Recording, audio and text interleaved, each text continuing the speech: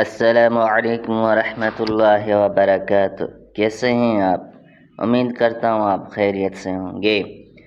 ایک بار ترکی کے سلطان سلیمان القانونی کو بتایا گیا کہ درختوں کے جڑوں میں چونٹیاں بہت زیادہ ہو گئی ہیں، تو سلطان نے ماہرین کو بلایا اور پوچھا کہ اس کا کیا حل ہے۔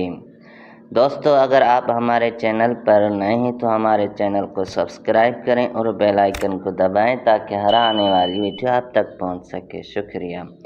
ماہرین نے بتایا کہ فلاں تیل اگر درختوں کے جڑوں پر چھڑک دیا جائے تو چونٹیاں ختم ہوں گی، مگر سلطان کی عادت تھی کہ کوئی بھی کام کرنے سے پہلے اس کے بارے میں شرعی حکم معلوم کرتے تھے۔ اس لیے خود چل کر ریاستی مفتی، جن کو شیخ الاسلام کہا جاتا تھا، کہ گھر گئے مگر گھر پر نہیں تھے۔ اس لیے ایک پیغام شعر میں لکھ کر ان کے لیے رکھا جو یہ تھا: اذا دب نمل علی الشجر فہل فی قتل ضرر۔ اگر درختوں میں چونٹیاں ہو جائیں تو ان کو قتل کرنے میں کوئی ضرر ہے؟ جب شیخ آیا اور پیغام دیکھا تو جواب میں یہ لکھا: اذا نصب میزان العدل اخذ النمل حق بلا وجل۔ اگر انصاف کا ترازو قائم ہو تو چونٹیاں صرف اپنا حق لیتی ہیں۔ شیخ نے اشارہ دیا کہ زیادہ اہم کیا ہے۔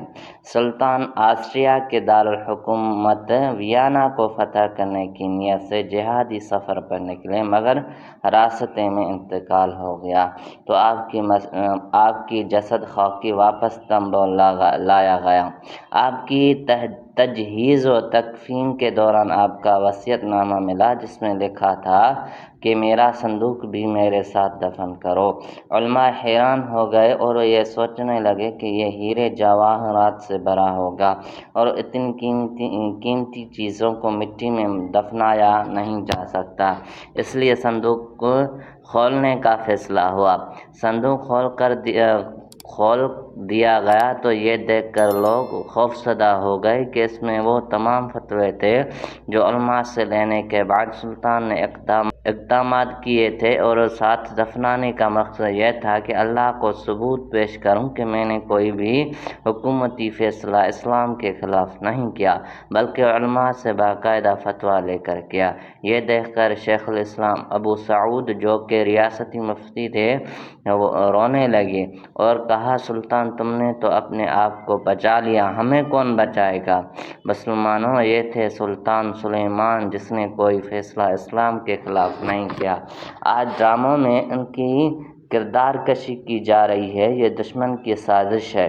ان سازشوں کو ناکام بناؤ اور اپنے آباء و اجداد کی سیرت کو دہراؤ اور خلافت کے قیام کے لیے دن رات ایک کرو۔ وقت آ گیا ہے کہ دنیا میں طاقت کا توازن تبدیل کیا جائے اور دنیا کی قیادت کی جائے۔ بحوالہ تاریخ ترکیہ۔ اگر آپ کو یہ ویڈیو پسند آئی ہے تو لائک اور کمنٹ کیجیے اور سبسکرائب کیجیے تاکہ ہر آنے والی ویڈیو آپ تک پہنچ سکے۔ شکریہ۔